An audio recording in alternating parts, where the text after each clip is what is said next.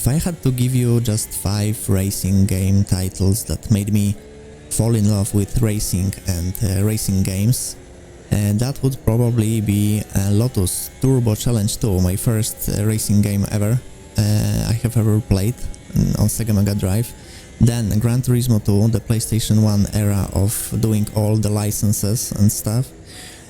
Colin McRae Rally 2.0, which made me fall in love with WRC.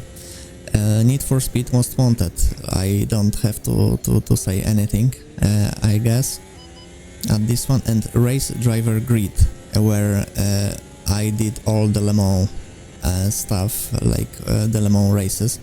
And if you played any of these games, you probably played them using a controller.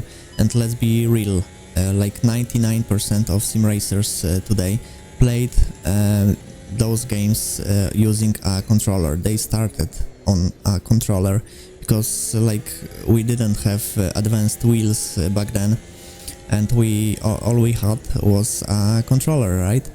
And this Automobilista 2 gameplay was also taken using a controller.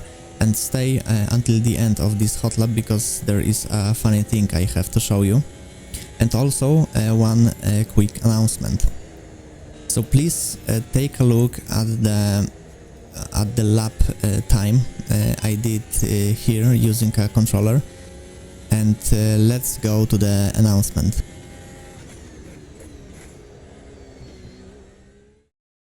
This is the device that I have played all my racing games for the last 20 to like over 22 years. And I have decided that this has to change, and I'm gonna show you what I got instead. Take a look at this.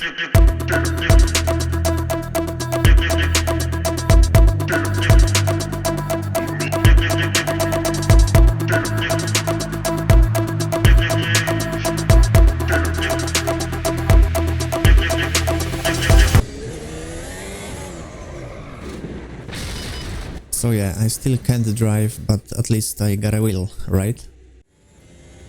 So yeah, that was my first attempt of driving Automobilista 2 using a wheel. And a funny thing is that we are 4 laps in this practice. My first 4 laps using a wheel in Automobilista 2. And yeah, you can see the flat spots I have on my wheels, on the left and right.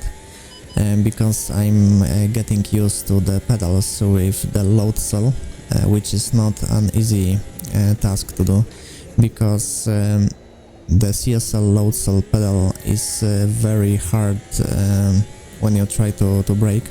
I had to set it up to like 25% of brake force, which is not allowed because the pedal itself does not travel a lot, because load cell pedals measure the pressure you put on the brake pedal and not the distance it travels.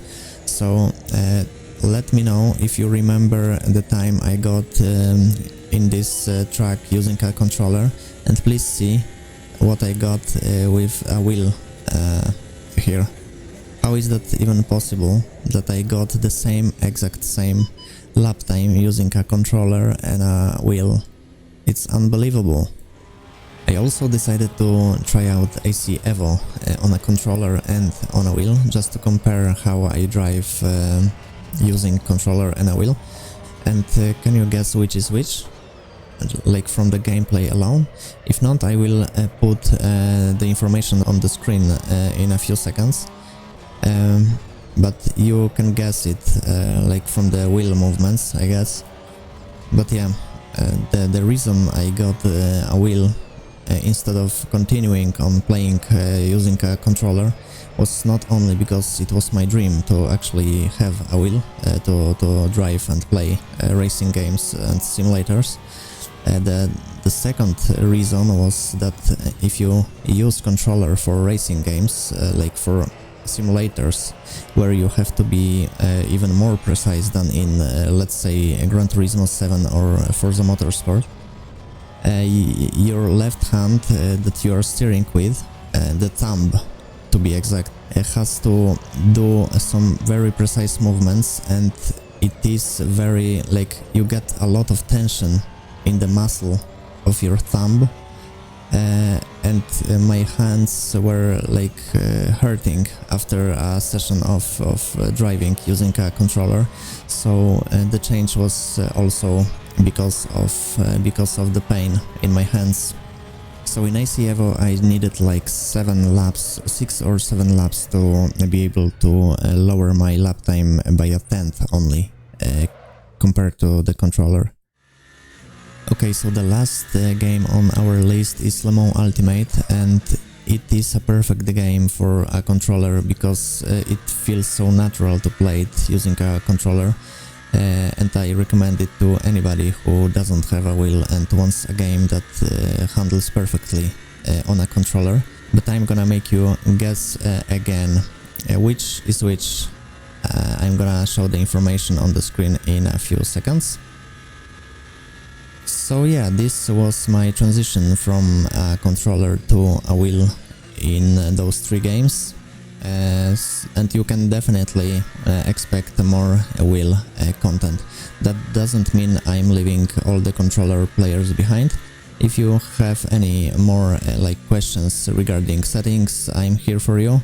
When it comes to controller settings for Le Mans Ultimate, you just need to adjust the dead zone and do your own bindings, and that's it, because the game is so perfectly fit for a controller, so you don't have to do like anything. And yeah, see you in the next video, I guess. Bye.